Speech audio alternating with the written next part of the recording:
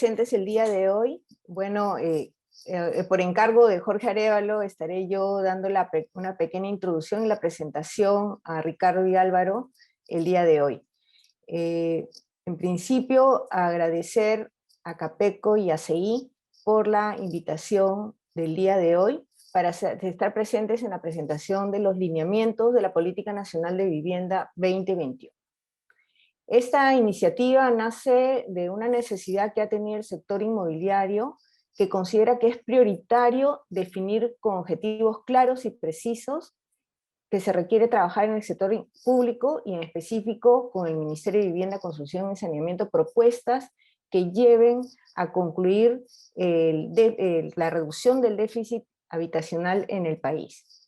Este trabajo de investigación fue encargado a través de ADI, Capeco y ACEI, a GRADE, y como coordinadora general de la Política Nacional de Vivienda gremial, es un gusto el día de hoy presentar a Ricardo Ford y Álvaro Espinosa, investigadores principales de GRADE, para que presenten primero el diagnóstico efectuado del sector vivienda y luego una cartilla donde están los lineamientos en diferentes ámbitos en los cuales se ha considerado las propuestas que se deben de dar al sector público y a los candidatos y al próximo presidente que vaya a asumir en julio.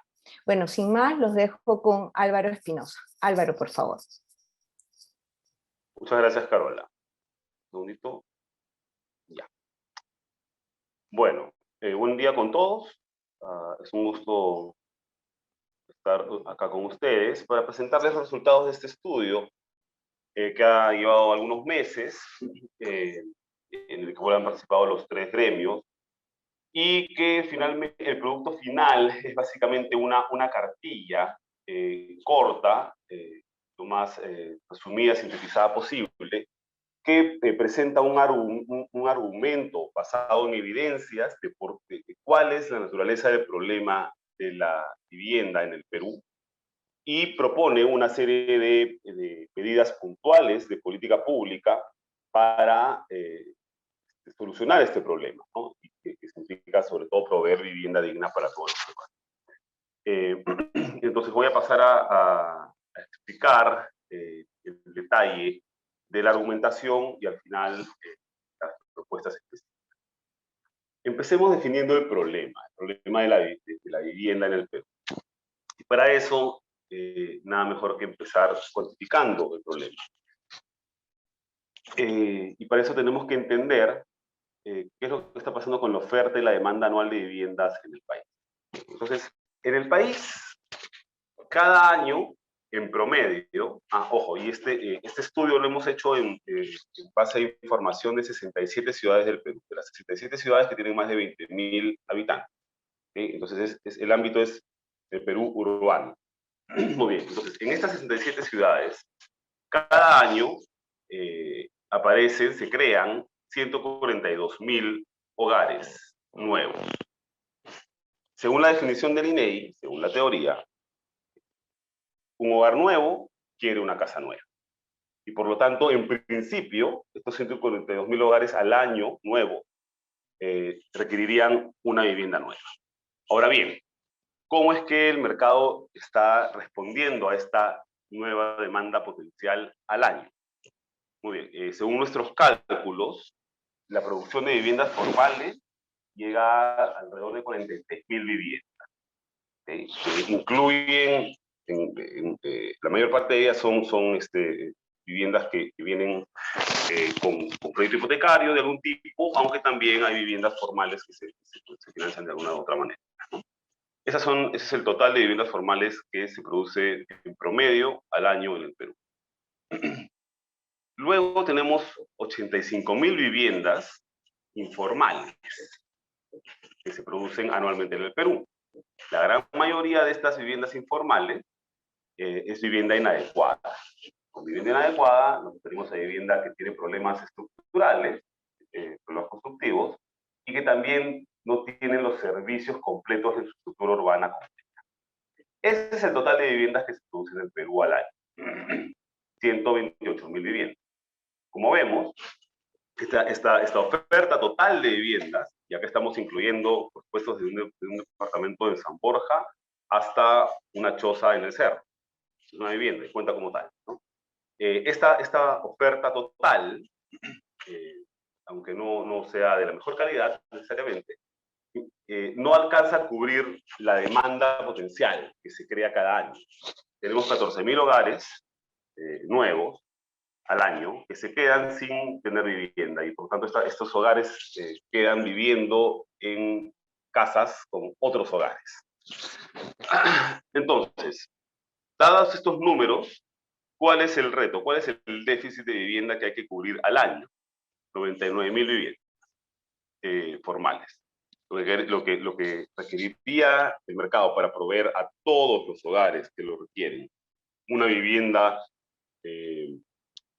nueva, adecuada, por lo tanto, es decir, formal, con todos los servicios del primer día, con los derechos de propiedad, etcétera, etcétera, etcétera, es 99.000 viviendas adicionales a lo que ya se produce actualmente.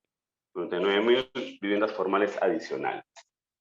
Ese es digamos, el primer número que tenemos que tener en cuenta, ¿no? Ese es lo que se requiere producir y que no se está produciendo actualmente. Ahora bien, sin embargo, como hemos visto, dado que hay un grupo significativo de hogares que al año se quedan sin tener vivienda, esto se va acumulando y actualmente en el Perú hay un déficit acumulado de unos 500.000 hogares que están hacinados y que están pasando años y años hacinados y que no tienen posibilidad de tener hogar.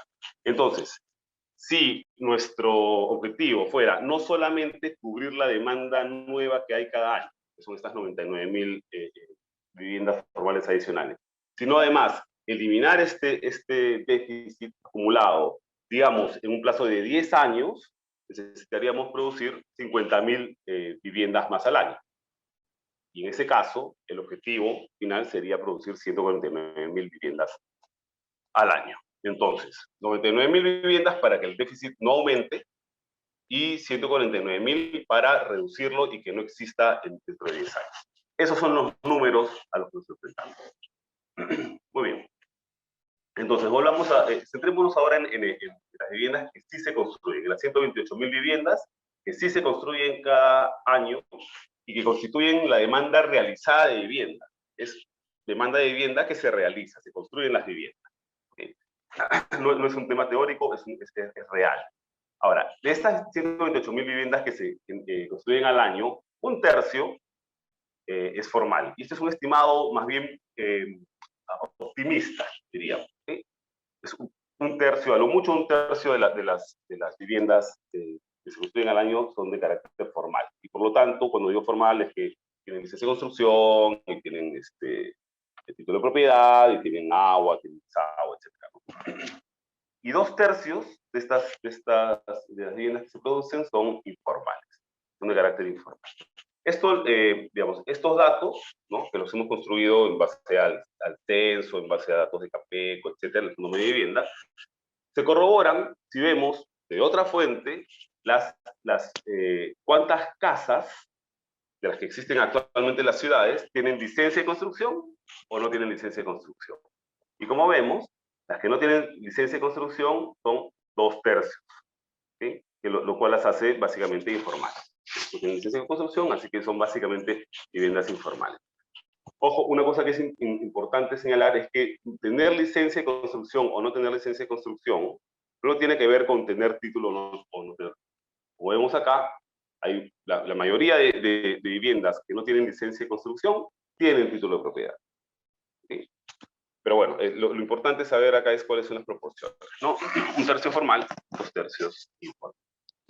Ahora, si desglosamos este gráfico, ¿no?, y tenemos aquí los verdes que son formales y los rojos que son informales, la mayor parte de la vivienda formal que se produce es vivienda convencional, ¿okay? Sobre todo financiada, aunque no únicamente, pero sobre todo financiada a través del crédito convencional, crédito hipotecario convencional. Luego tenemos una porción relevante de nuevo crédito mi vivienda y algo menos de techo propio. Y acá nos estamos refiriendo específicamente a la modalidad de adquisición de vivienda nueva. Y aquí lo que estamos hablando es de vivienda nueva producida al año.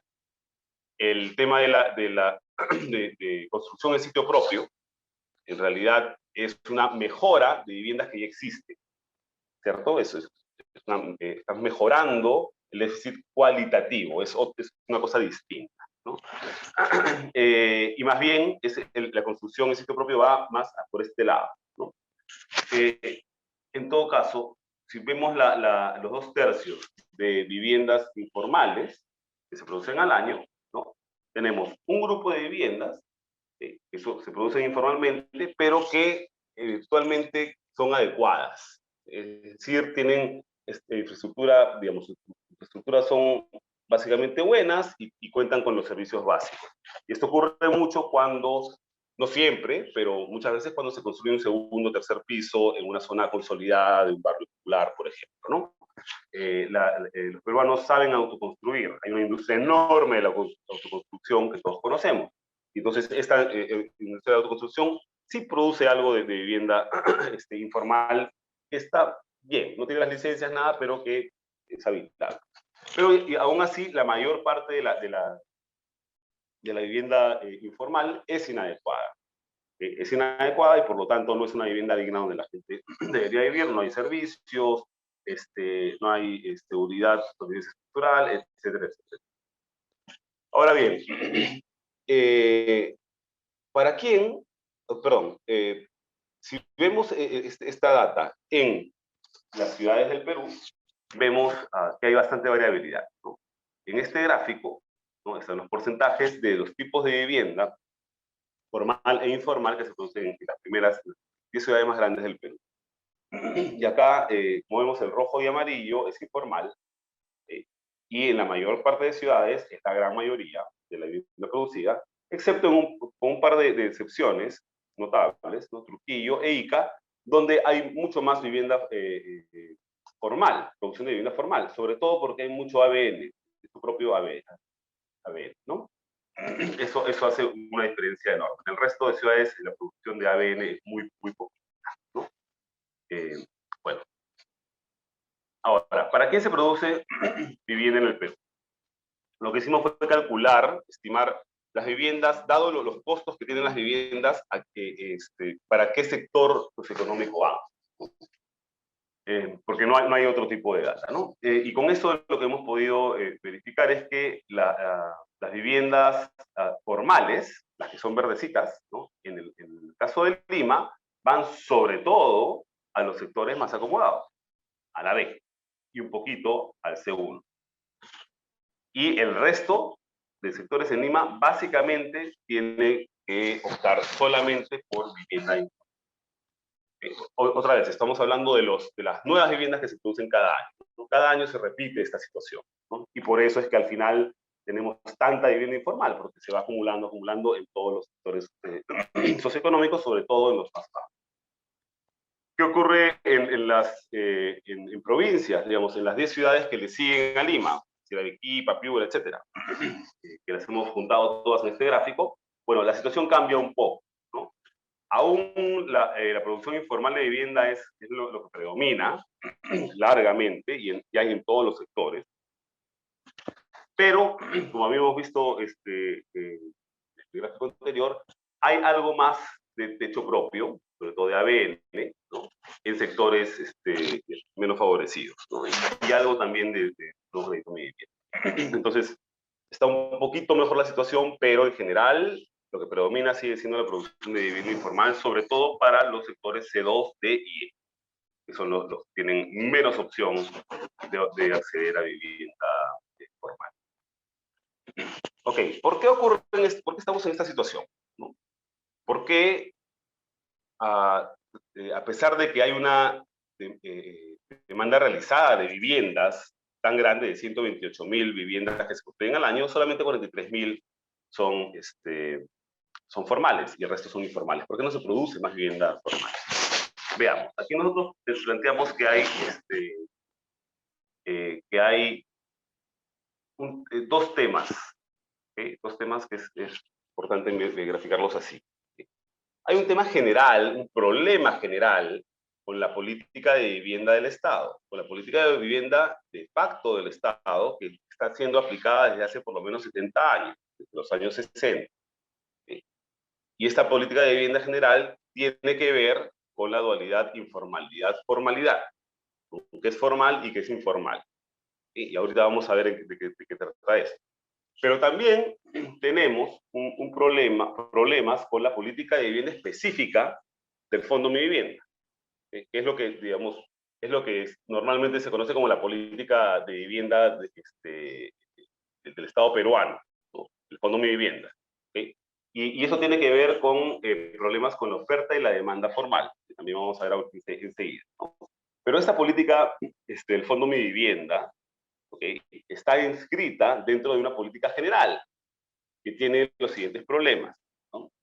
Lo primero, y lo que es clave distinguir y afirmar, es que dentro del sistema, dentro de la legalidad y de la estructura del Estado peruano, hay dos maneras reconocidas de producir vivienda.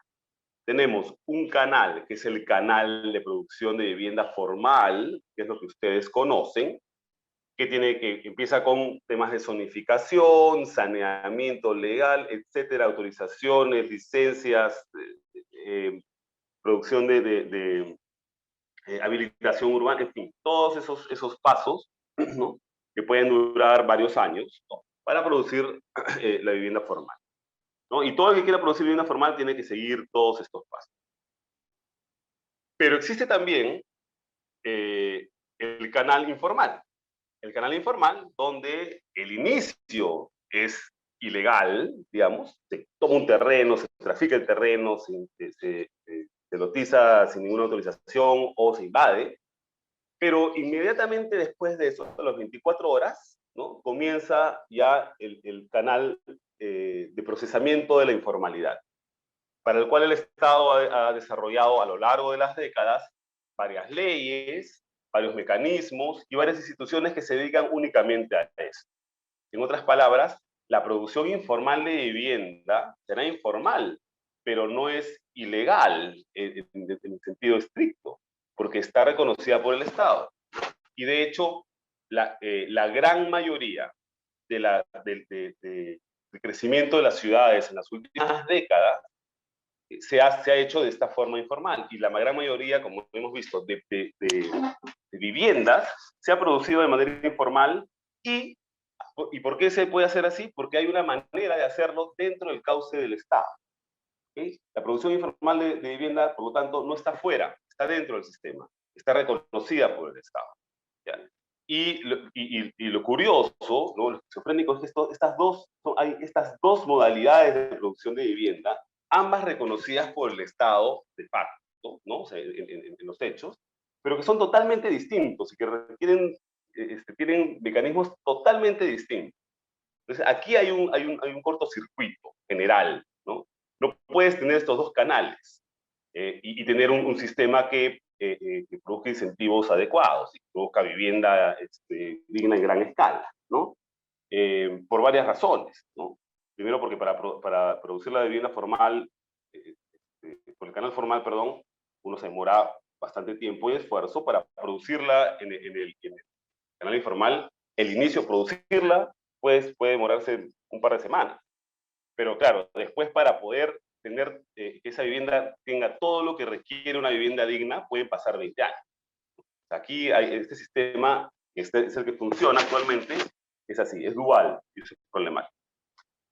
Y esta vivienda, y es más, tenemos, digamos, una manera de ilustrar que el canal informal es la prioridad del Estado, por decirlo de alguna manera, ¿no?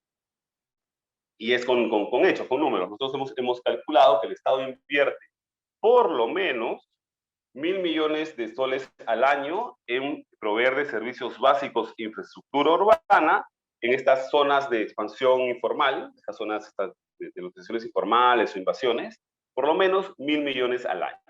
Solamente ahí, solamente en esas zonas de expansión. Es decir, la gente ocupa de manera informal y luego el Estado llega y le pone el agua, le pone la pista, y eventualmente el título, ¿no? Y eso es un costo enorme, ¿no? Y por otro lado, el Estado invierte más de 700 millones al año a través del Fondo Mi Vivienda, vía construcción en sitio propio, para mejorar las viviendas que están en estas zonas que se han ocupado de manera informal, de manera ilegal, ¿no?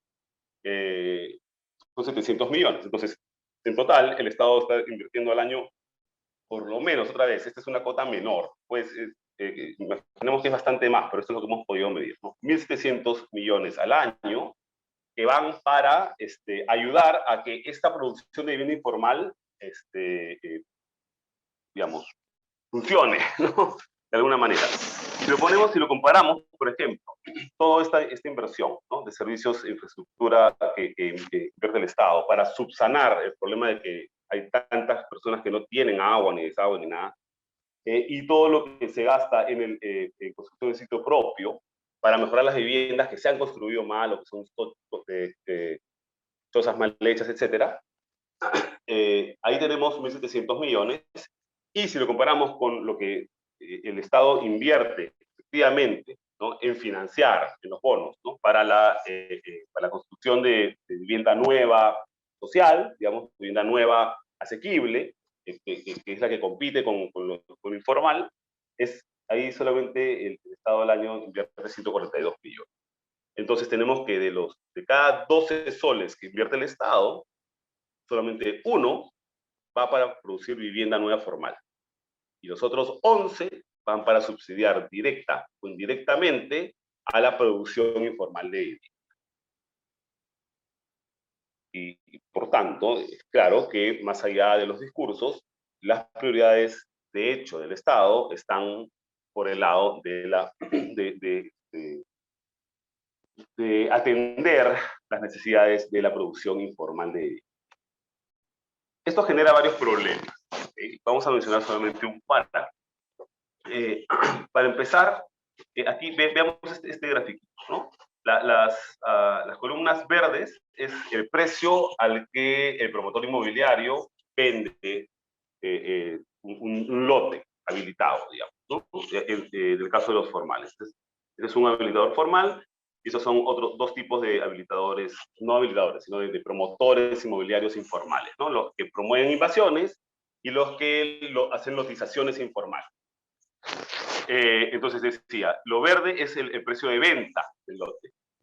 El rojo es la inversión que tiene que hacer el promotor inmobiliario antes de poder vender el lote. Entonces, claro, el formal tiene que ponerle todos los servicios, infraestructura, etcétera, el saneamiento físico, legal, etcétera, ¿no? Y entonces tiene que invertir bastante, y entonces lo vende a un precio más alto, ¿no? Y los lotizadores y los invasores tienen que invertir muchísimo menos, básicamente aplanar el terreno y quizás hacer un camino de llegada al espacio, ¿no? Nada más. Invierten mucho menos. Y sin embargo, venden estos suelos, claro, en términos absolutos es mucho más barato que el formal, ¿no? Pero en términos relativos, si hacemos el ratio, es decir, el precio de venta sobre la inversión, tenemos que la rentabilidad, por lo menos este proxy de rentabilidad, es muchísimo más alta en el caso de los promotores informales, ¿no? Según nuestro estudio, los lotizadores informales tienen rentabilidades de más de 100%, por lote vendido, ¿ya? Y los promotores formales tienen una rentabilidad mucho, mucho menor que los informales, ¿no? ¿Por qué ocurre esto? ¿Cuál es la razón? ¿Cómo es posible esto? Esto se explica fácilmente. Lo que ocurre es que, dado que el Estado va a llegar eventualmente a poner el agua, a poner el desagüe y a poner la pista y a otorgar el título, como siempre se hace, entonces los promotores inmobiliarios informales no venden un pedazo de suelo que no tiene nada, no venden un pedazo de suelo pelado en el cerro, venden un pedazo de suelo que pronto va a tener una pista, y va a tener el agua, y va a tener el desagüe, y eventualmente va a tener título. Y todo eso lo va a poner el Estado. Entonces, claro, perdón. Entonces, eso genera que hay una expectativa de que el suelo informal, ¿no?, las zonas informales van a tener todo, y por lo tanto el promotor informal vende a un precio mayor, ¿no? Mayor a lo que realmente vale el suelo. Y por lo tanto, eso permite estas enormes rentabilidades. Y claro, si hay tanta rentabilidad en la producción informal de vivienda y de ciudad, entonces por eso nos sorprende que en toda la expansión urbana del último siglo, desde lo que va del siglo, más del 90% haya sido de carácter informal, porque es un excelente negocio. Digamos, resumir toda esta dinámica que se genera a partir de esta política general de vivienda que está aplicando el Estado en los últimos 60, 70 años, como mencioné, les muestro este esquemita, ¿no? Esta es la lógica general, ¿no? Digamos, el Estado va, invierte, pone agua, pone luz, da título, etc., ¿no? Ese es el subsidio, ¿no? Subsidios indirectos, directos, etc. Y entonces, ¿qué ocurre? El hecho de que el Estado ponga estos subsidios aumenta la probabilidad de que un lote informal, un lote cualquiera, ¿no? Reciba servicios de infraestructura, e incluso reciba subsidios para construir un módulo, ¿no? Ahí. Entonces, eso hace que se generen expectativas y que los promotores inmobiliarios puedan especular con el precio del suelo y venderlo más caro, ¿no? Y este precio mayor del suelo genera dos problemas, ¿no? Por un lado, hace que el precio sea más caro y por lo tanto es mucho más difícil producir vivienda de interés social, porque el suelo está muy caro por la presión que ejerce el promotor informal, ¿no? Y por otro lado, como ya vimos, ¿no? Como pueden vender el suelo a un precio más alto, entonces aumenta la rentabilidad del promotor informal, y si aumenta la rentabilidad, entonces lo que hace es aumentar los ofertas, lo que va a hacer es producir más y más y más. Ese es el mejor incentivo para que eso ocurra, ¿no? Por el lado de la demanda, ¿no? El hecho de que haya un subsidio y que el Estado esté poniendo las cosas, sumado al hecho de que los hogares, como vamos a ver en un minuto, no tienen opción de acceder a vivienda formal, adecuada, entonces lo que hace esta situación es que genera que aumente la demanda de los lotes informales. No hay muchas otras opciones, ¿no? Y si tenemos que ha aumentado la demanda de lotes informales y ha aumentado la oferta de lotes informales, evidentemente lo que pasa es que ese mercado se dinamiza, como es claro en todo el Perú, y entonces la compra-venta del mercado mismo de lotes informales incrementa. Y esa es digamos, esa es la forma como se sigue dinamizando este mercado. Y este aumento del mercado de producción de vivienda informal tiene dos problemas graves, ¿no? Uno es que los hogares que viven en esas condiciones, ¿no? Están generando están teniendo que afrontar unos sobrecostos enormes por vivir sin agua, por vivir lejos, por vivir sin pistas, por vivir en una situación precaria en general, ¿no? Esos costos son enormes y los tiene que asumir una enorme cantidad de la población que está viviendo en estas condiciones. Pero por otro lado, ¿ya? El hecho de que hayan más y más viviendas informales, eso lo que hace es que genera el grito de lucha digamos, que uno escucha en todos los barrios populares del Perú. Dame más agua, necesito más pistas, necesito más losas, ¿no? Es decir, más demandas de servicio de infraestructura, lo cual presiona al Estado para que ponga más subsidio, lo cual genera otra vez todo este círculo vicioso, y ese es el camino en el que estamos. En el Perú, nadie pide vivienda digna. La gente pide agua o pide pistas, porque ha sido la dinámica de los últimos 70 años. Y el Estado, con la buena intención de cerrar las brechas y de ofrecerle a las personas que más lo necesitan acceso a agua, desagüe, etcétera, lo que está haciendo en realidad es promover que se reproduzca este sistema y que aumente la producción de vivienda informal, porque este es el motor de todo este mecanismo, ¿no?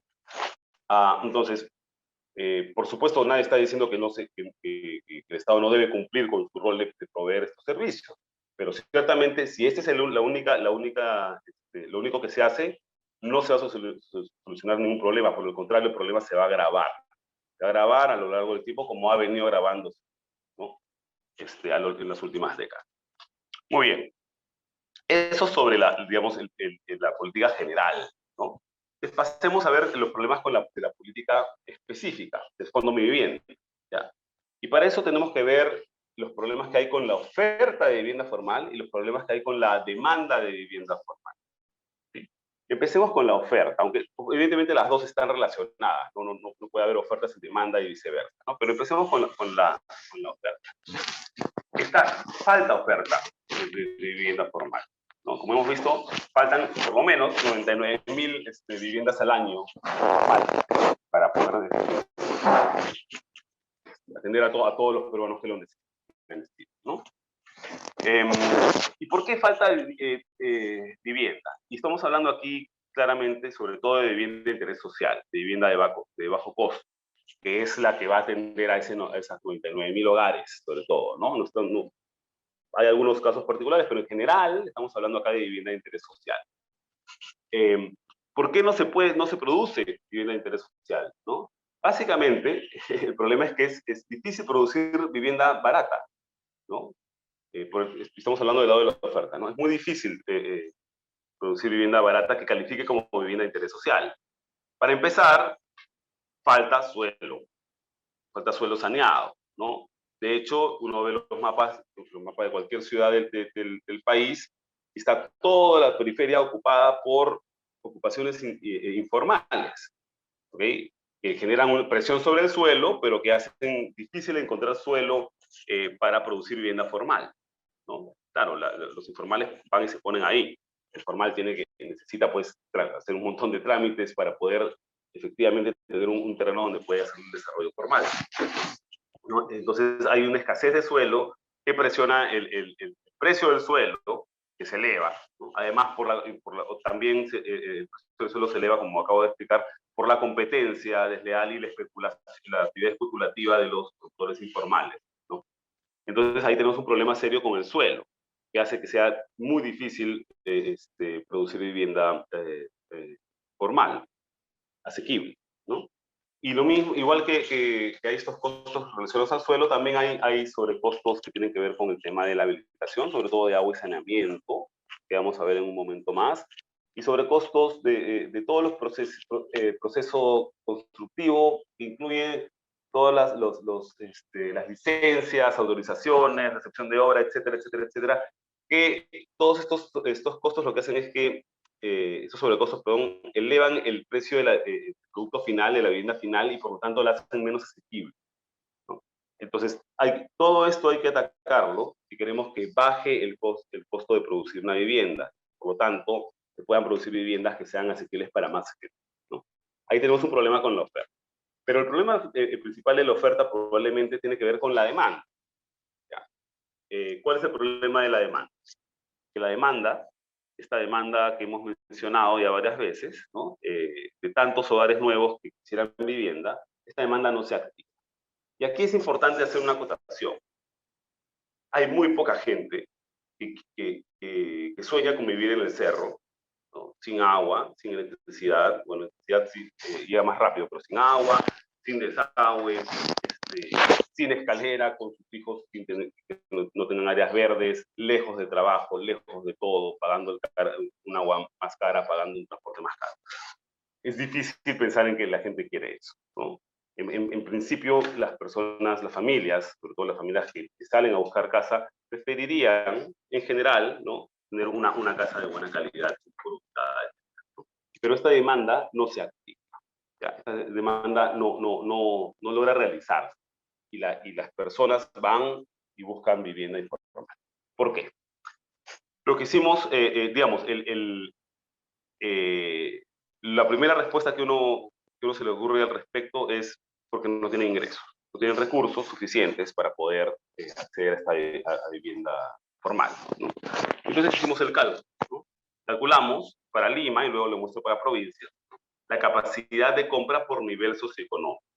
Es decir, revisamos los ingresos de un hogar promedio, ¿no?, de cada nivel socioeconómico, de acuerdo a los datos del INEI, y dijimos, ok, con este ingreso ¿cuál es la capacidad de compra de vivienda de un hogar que tiene este ingreso? ¿Hasta cuánta vivienda de cuánto podría comprar? Entonces ahí hicimos el cálculo, calculando primero que tiene que pagar el 10% de inicial, tasas de interés del mercado para estos segmentos, que ahí utilizamos unos promedios de la SBS, comprar la casa a 15 años, y con cuotas que no superen un tercio del ingreso mensual familiar. Es un parámetro, es un estándar que lo plantea las Naciones Unidas, ¿no? Como el máximo que debería poder pagar un hogar para adquirir el hogar, ¿no? Entonces, con estas condiciones, y partiendo otra vez del ingreso promedio de cada sector socioeconómico, hicimos el cálculo de cuánto podría pagar un hogar, incluyendo el bono del nuevo crédito a mi vivienda o el bono de tu propio ABN, ¿no?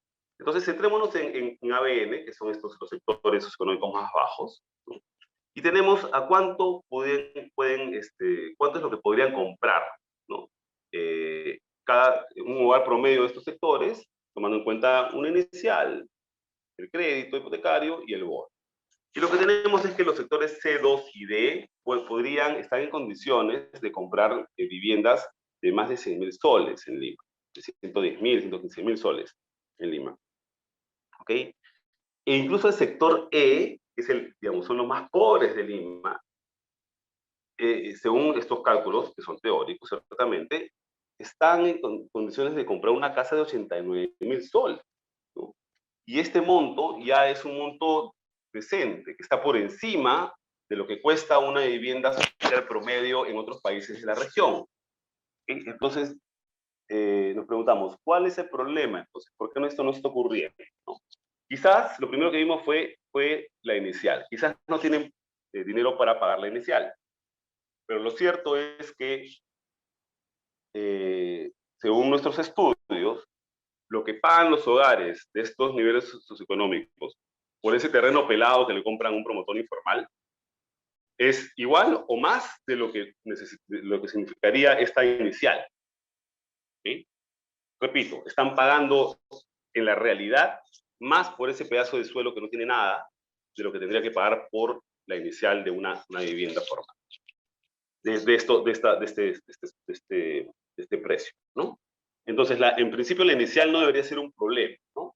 El bono tampoco es un problema, porque estos hogares todos califican para tener el bono, ¿no? La gran mayoría no tienen otra vivienda y por los ingresos que tienen califican, ¿no?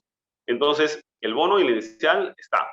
¿Qué es lo que falta? ¿Qué es lo que no está? Es el crédito, ¿no? El crédito no está, el crédito no llega a estos segmentos, y sin el crédito es imposible que puedan financiar la compra de una casa, una vivienda formal, ¿no? El crédito entonces es aquí la clave, ¿no? En este sistema, por lo menos, de ahorro bono crédito, ustedes conocen bien. Es la pieza principal y es la pieza que está faltando. Porque, ojo, acabo de mencionar, ¿no? Estas familias en principio pueden pagar las cuotas del crédito correspondiente. ¿Okay? Pueden pagar las cuotas, eso está dentro del cálculo. Pueden pagar las cuotas mensuales del crédito correspondiente. Sin embargo, el crédito no llega. El crédito no llega porque, como sabemos, la gran mayoría de personas que trabajan, que viven en estos sectores socioeconómicos, viven de la economía informal. Y nuestro sistema financiero no es muy bueno atendiendo las necesidades de las personas que no pueden probar sus ingresos, ¿no? Entonces, estas personas finalmente no califican para el crédito, no son sujetos de crédito, y por lo tanto el crédito hipotecario no llega, ¿no? Este es un problema serio, porque no estamos hablando de que el crédito hipotecario debería llegar a personas, a familias que no van a poder pagar, sino estamos diciendo que en principio, según los números, sí deberían poder pagar en promedio, por supuesto, ¿no? Y si pueden pagar el crédito, y con las otras dos piezas, de bono y el ahorro, se pueden, en realidad los hogares podrían acceder a viviendas formales, todos, prácticamente todos, en Lima, ¿no? En provincias la situación cambia un poquito, la capacidad adquisitiva es menor, y con el sector E de provincias, solamente ese segmento, ¿no? Sí tenemos el problema de que la inicial, digamos, lo que pagan actualmente por ese terreno pelado en las afueras de la ciudad, ¿no? Es menos de lo que deberían pagar para una inicial. Eso no sabemos si a qué se debe, habría que estudiarlo más, pero en todo caso lo importante es señalar que solamente hay un segmento puntual en los promedios nacionales, evidentemente, ¿no? Que no podría, en principio, acceder a una vivienda formal de estas características, de estos precios, ¿no? Pero en general, la gran mayoría sí debería poder acceder, ¿no? ¿Okay? Y entonces, ¿qué ocurre? Lo que hemos visto, ¿no? ¿Cuál es la consecuencia de tener este subsidio, o sea, de que el Estado subsidia la producción de vivienda informal, generando la dinámica que ya hemos mencionado, y del hecho de que la oferta y la demanda de vivienda formal estén desactivadas, que no se produzcan las viviendas formales que se necesitan y que no se demanden? O sea, no se puedan, digamos, no es que no se demanden, sino que no se puedan comprar, no hay manera de que se active esta demanda por vivienda formal.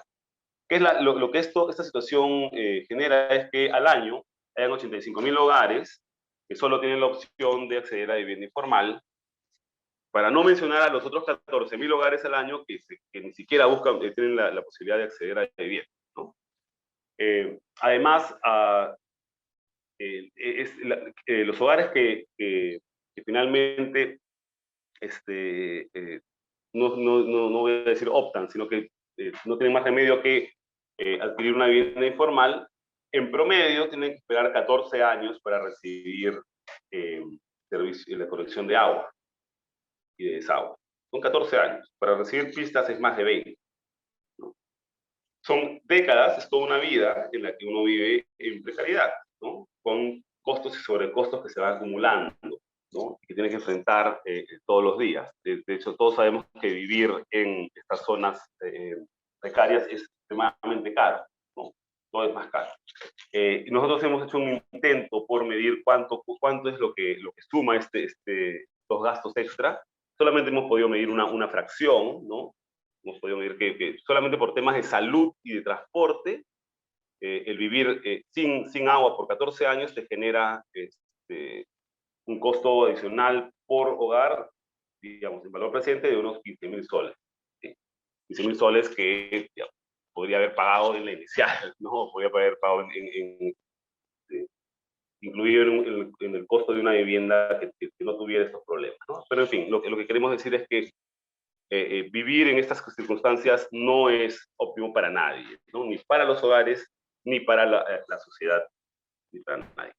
Y por último, esta situación lo que genera es que los recursos se gasten de manera sumamente ineficiente, ¿no?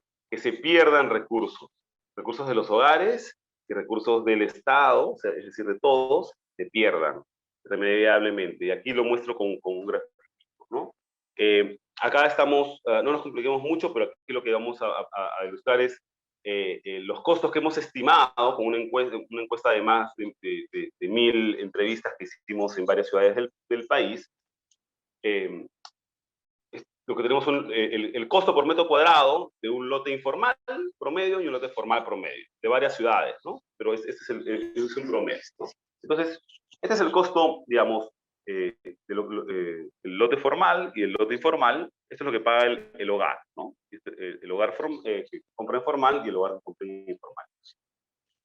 A este costo, que parece muy, muy bajito, ¿no? De comprar un lote, de adquirir un lote informal, hay que añadirle estos costos adicionales que hemos calculado acá y que otra vez están largamente subestimados. Esto debe ser por lo menos el doble, pero no podemos probar. No podemos probar que por lo menos esta cantidad de dinero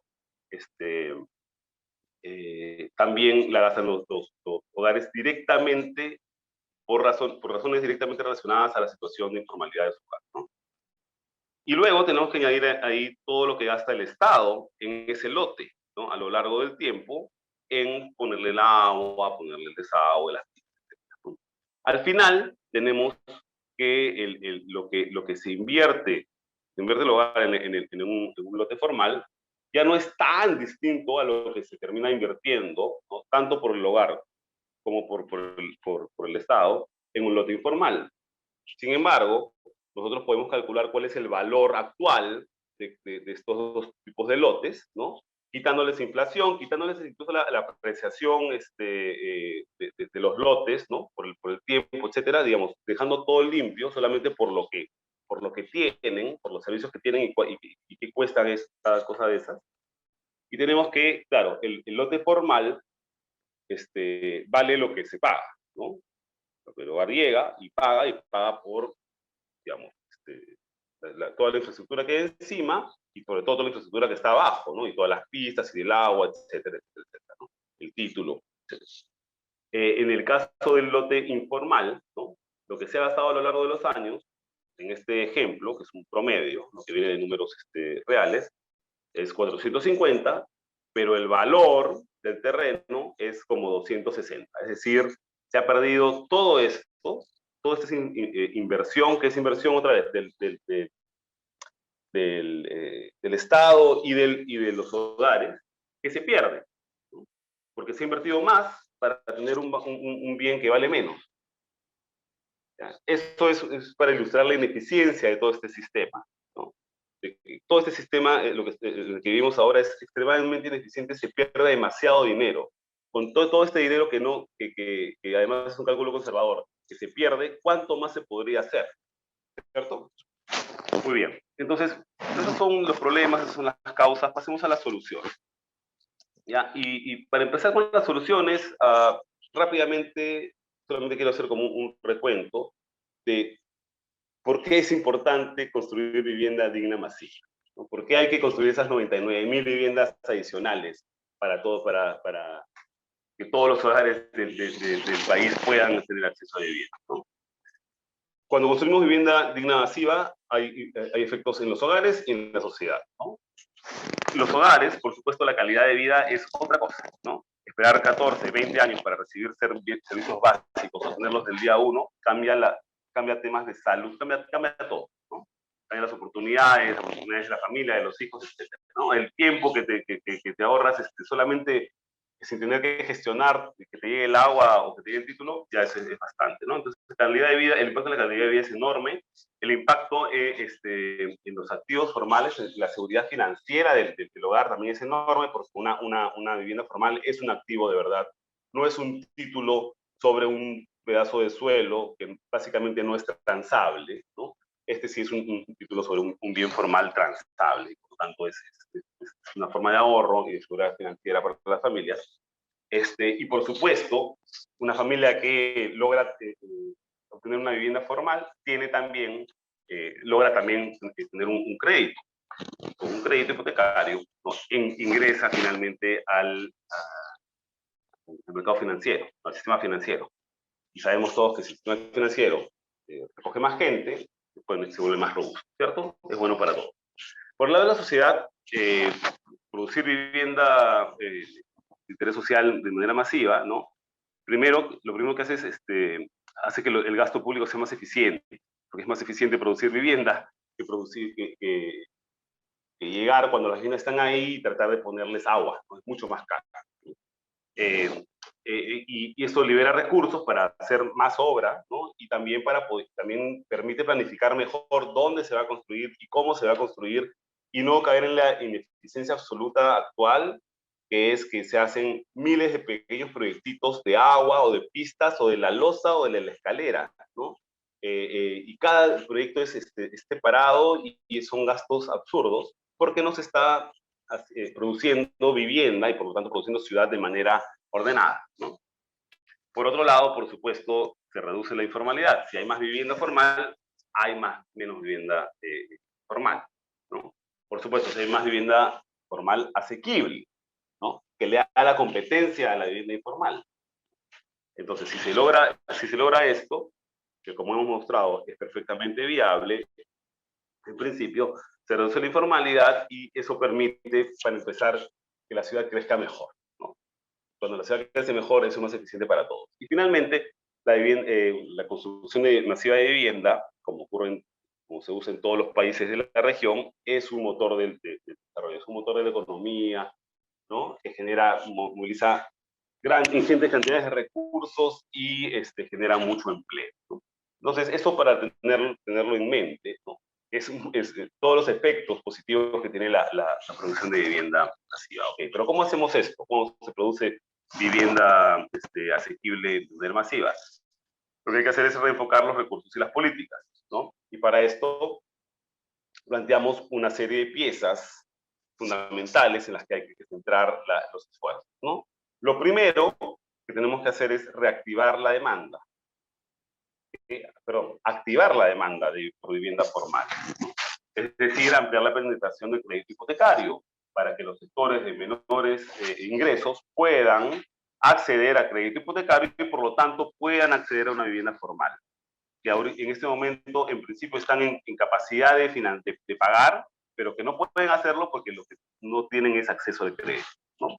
Eso es un tema central y en este caso, como van a ver, digamos, es la pieza que hace que todo lo demás funcione.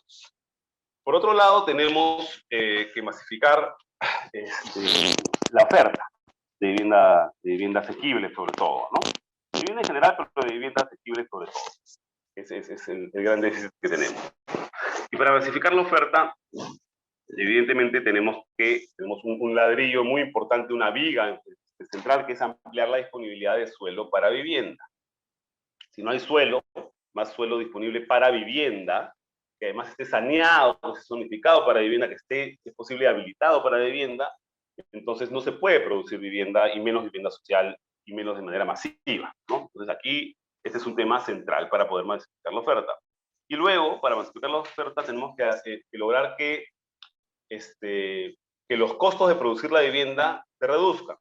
Y acá hay varios temas, ¿no? Los hemos resumido en estos tres ladrillos, digamos, ¿no? Reducir el costo del suelo, reducir el costo de edificación y reducir los costos de habilitación, ¿no? Ahorita vamos a ver el detalle de esto, ¿no? Pero esto es de esta manera, digamos, con más suelo y con una producción más eficiente y más eficiente y por lo tanto más económica de las viviendas, entonces podemos comenzar a masificar la oferta, siempre y cuando, por supuesto, la demanda esté activada, ¿no? Esas dos cosas tienen que ir de la mano. Pero por supuesto aquí lo que estamos hablando es sobre todo de comprar vivienda, ¿no? Es comprar una vivienda nueva, es esquema ABC, ¿no? Pero no toda la población puede o quiere comprar vivienda nueva. Y esa no puede ser la única solución al problema de la vivienda, ¿no? para que todos tengan vivienda digna. Entonces necesitamos otro tipo de soluciones, unas soluciones complementarias, pero no por ser complementarias no son fundamentales, ¿ah? Son parte del sistema. Sin estas no funciona esta casita. Por eso las hemos puesto abajo, con ladrillos que están abajo. Si no tenemos esto, no se puede construir todo este sistema de adquisición de vivienda nueva y producción de vivienda nueva, ¿no? Y aquí nos referimos a la vivienda de arrendamiento, ¿sí? Soluciones de arrendamiento, incluyendo la producción de vivienda exclusivamente para arrendamiento a largo plazo. ¿Okay? Y esto es para varios públicos, pero sobre todo el más fácil de entender es para los jóvenes, ¿no? Los hogares jóvenes, o incluso los jóvenes que quieren independizarse y pero que no están buscando comprar no se le puede pedir que compren una casa nueva, ¿no? Que tengan un crédito hipotecario a los 20 y pocos años, ¿no? Normalmente eso no ocurre así. Sin embargo, estos son personas y hogares que quieren y que tienen los medios para independizarse, y lo van a hacer a través de la renta, ¿no? Entonces necesitamos mecanismos para promover esto, sobre todo en los sectores que más lo necesitan, por supuesto, ¿no? Entonces la vivienda de arrendamiento es central. Y luego lo otro que también es fundamental es considerar a esos hogares que no van a poder acceder a un crédito, ¿no? Sobre todo por sus condiciones económicas, ¿no? Aunque pueden haber algunos factores. Y por tanto, pero no pueden ser olvidados, ¿no? Porque si dejamos que un sector de la población, ¿no? no pueda tener acceso a vivienda, entonces ese sector lo que va a hacer es producir vivienda informal. Es la única opción, ¿no? Y eso no debe ocurrir. Entonces, vamos a ver a continuación, rápidamente, porque si no podríamos estar horas, ¿no? Las principales propuestas de política que corresponden a cada uno de estos ladrillos, incluyendo este techo, ¿no? Que hacen la casa, que es la política nacional de vivienda que se está proponiendo.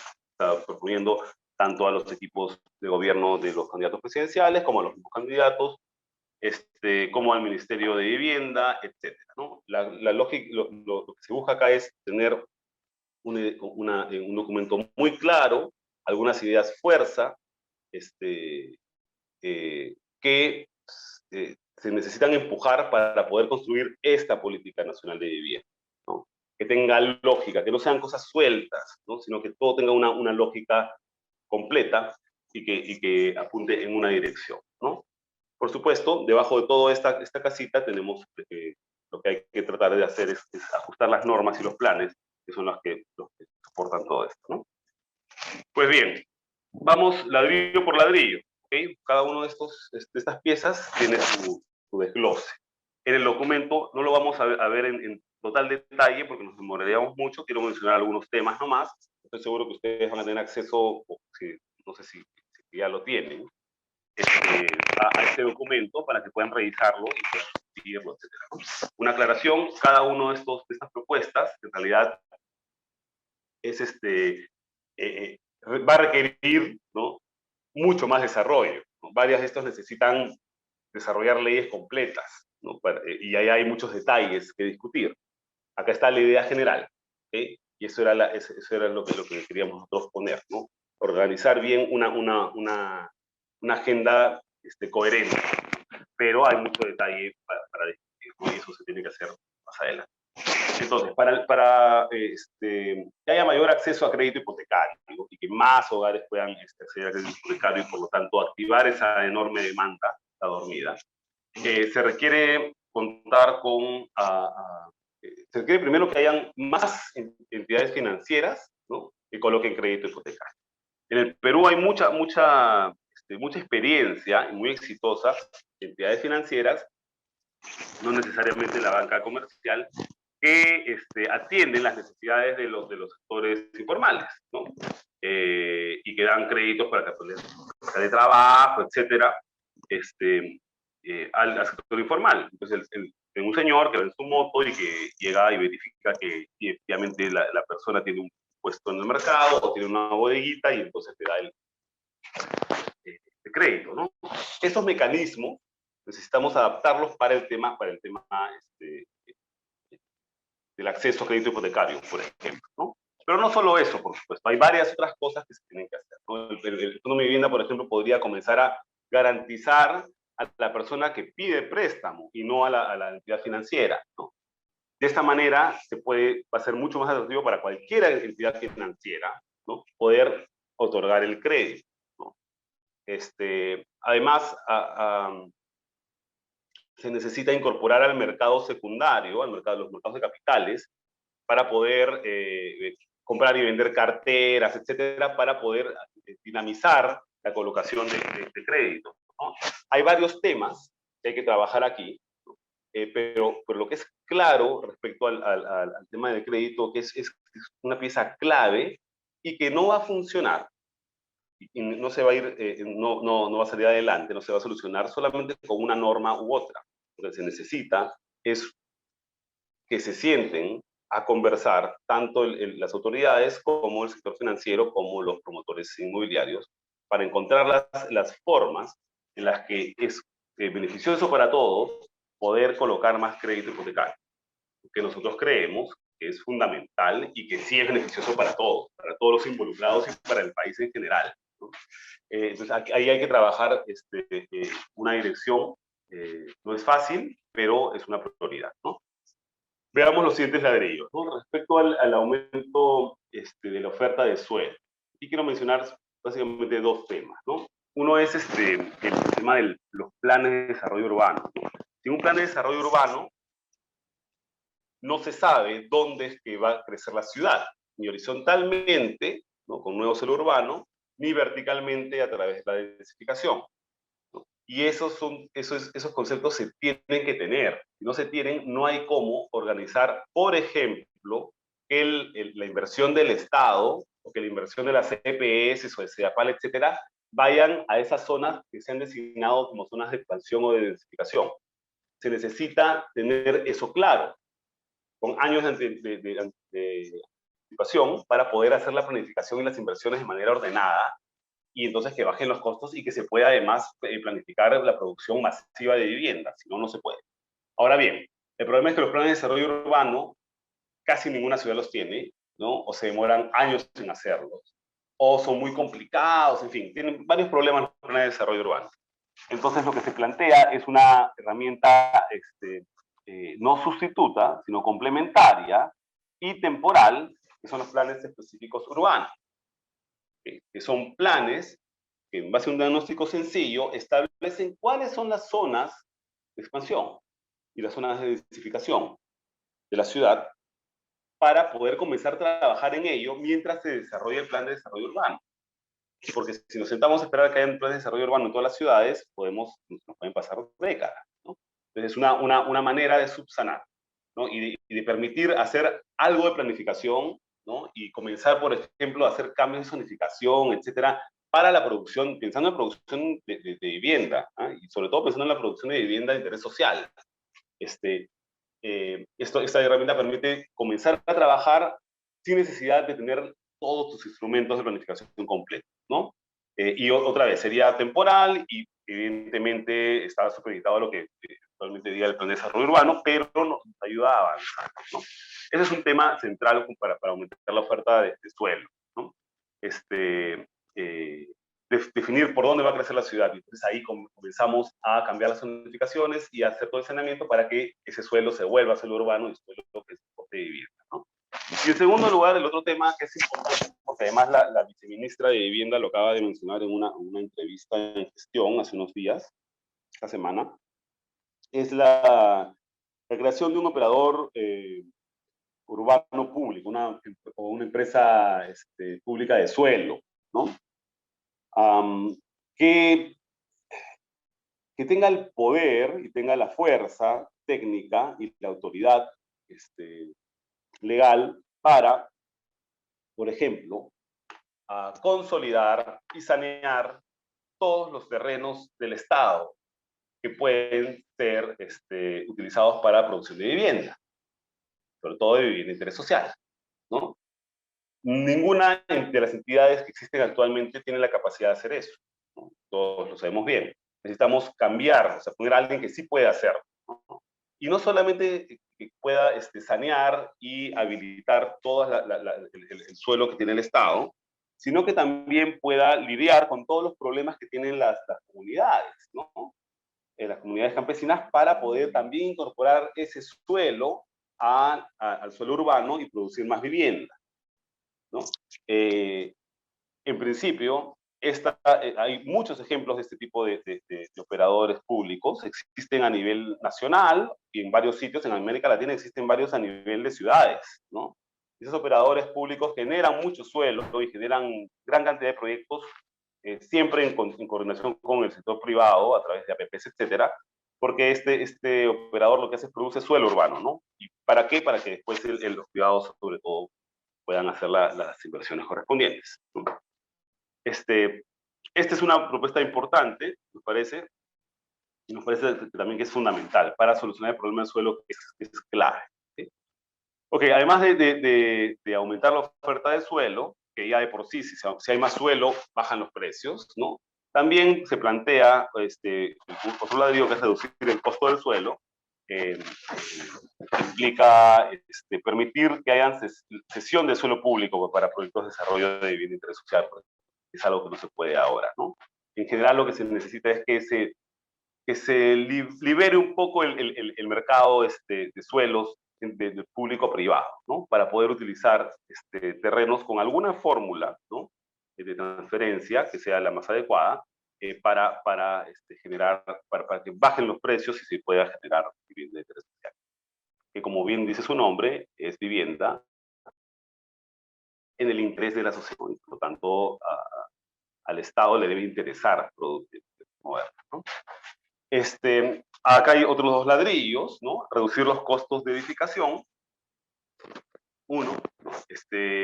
Y aquí tiene que ver con el tema de los parámetros urbanísticos para hacerlos más eficientes. Sabemos que están desactualizados, que además que van cambiando de una forma u otra. Eso se tiene que ordenar, ¿no?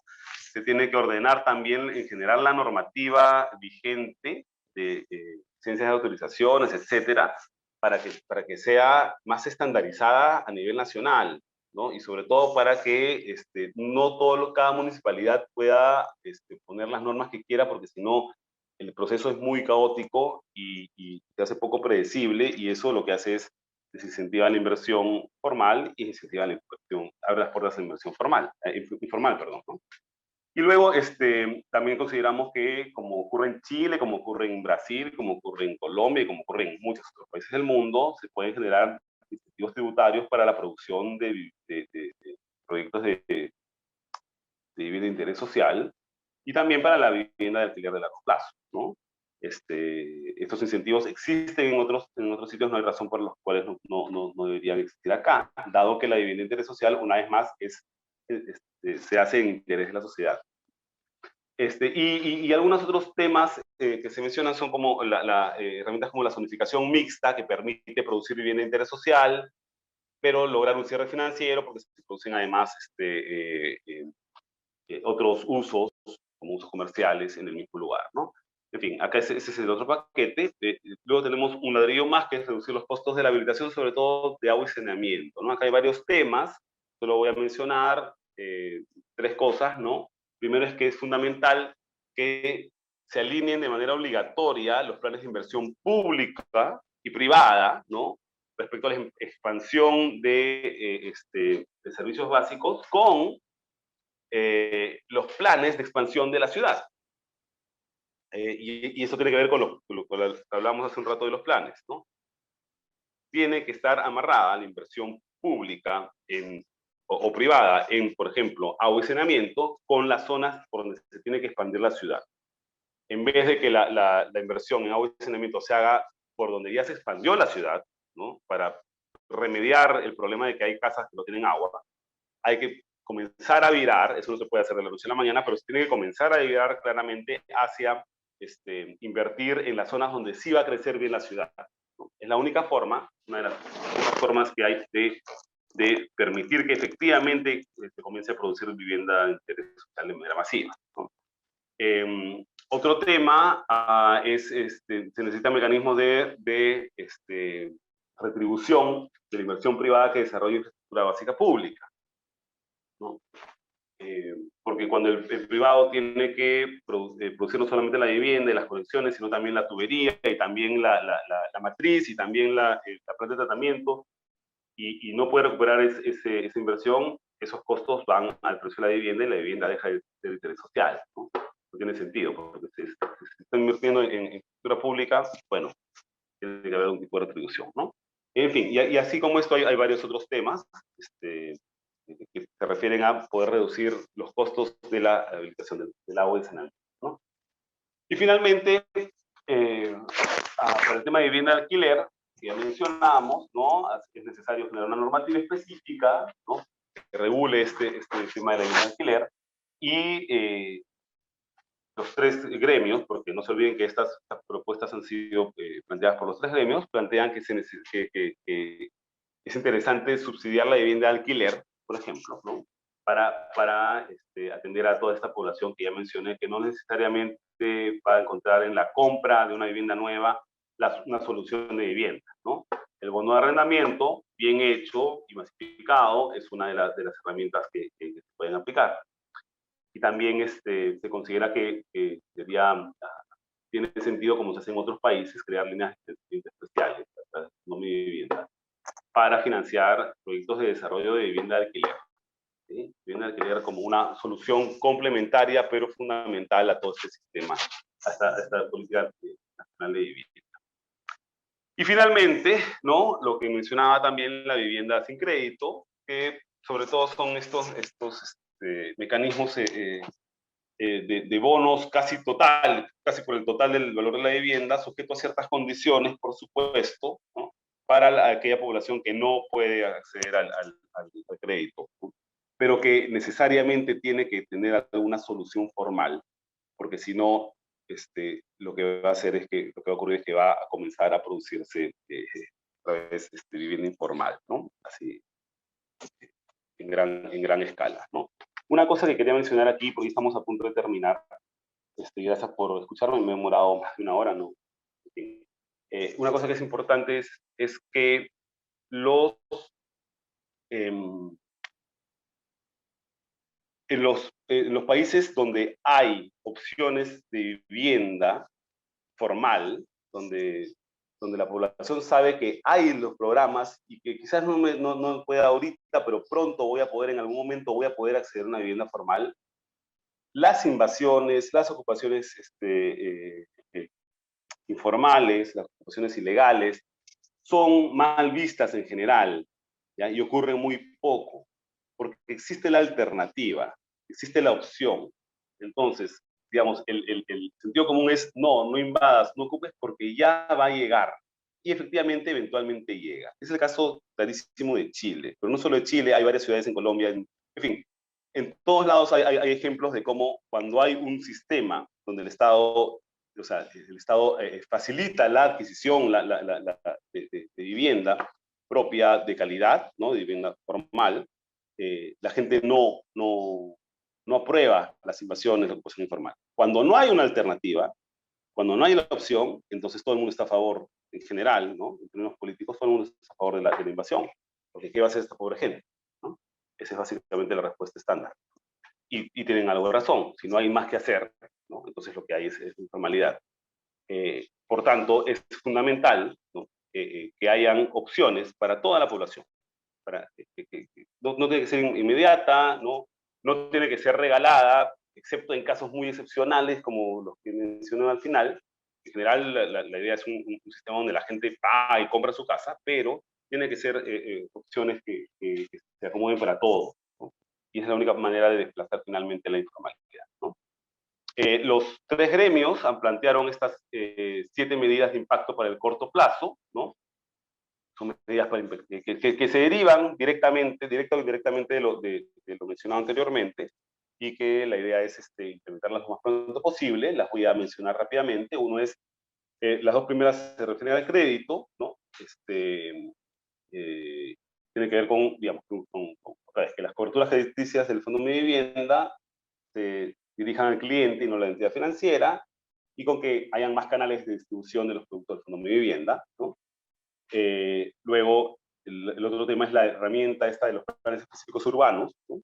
que preceden a los planes de desarrollo urbano, ¿no? Permiten avanzar en el desarrollo de la ciudad de manera más ejecutiva. Luego hay dos propuestas concretas, una sobre al destino industrial de las avenidas Argentina, Colonial y Venezuela en Lima, ¿no? Que puede tener un efecto de demostración importante. Una propuesta para, digamos, mejorar la normativa digamos, que dirige toda la normativa, para la redundancia, de edificaciones, ¿no? Para estandarizar un poco esta normativa a nivel nacional, ¿no? Y no tener esta diversidad a nivel municipal, ¿no? Un sexto punto es, estos son estos mecanismos de retribución de la inversión privada que desarrolla infraestructura básica pública. Y finalmente el tema de la vivienda de alquiler, mediante subsidio, ¿no? Estos son, digamos, las 7 medidas de impacto que se derivan de todo lo que hemos mencionado, pero lo que nosotros creemos es que todo esto es un paquete basado en evidencia. Estas propuestas claramente no salen de la nada, sino que se derivan, son propuestas para solucionar problemas puntuales que se requieren para generar esta casita que es nuestra política nacional de vivienda, y que creemos que todos tenemos que apuntar en esa dirección. Todos los gremios y todos los interesados, nosotros desde la academia, por ejemplo, nos interesa que esto funcione, que esto avance. Teniendo un solo marco en el que podemos todos estar de acuerdo, podemos comenzar a cambiar cómo se piensa el tema de la vivienda en el Perú, tanto a nivel de los tomadores de decisiones de política, como a nivel de la población, para poder ir cambiando de una realidad donde las personas, las familias, piden y exigen agua y título, a una realidad donde las familias aspiran realmente y con posibilidades reales a tener una vivienda digna, formal, desde el primer día que la tienen. ¿Sí? Esa es la presentación. Muchas gracias por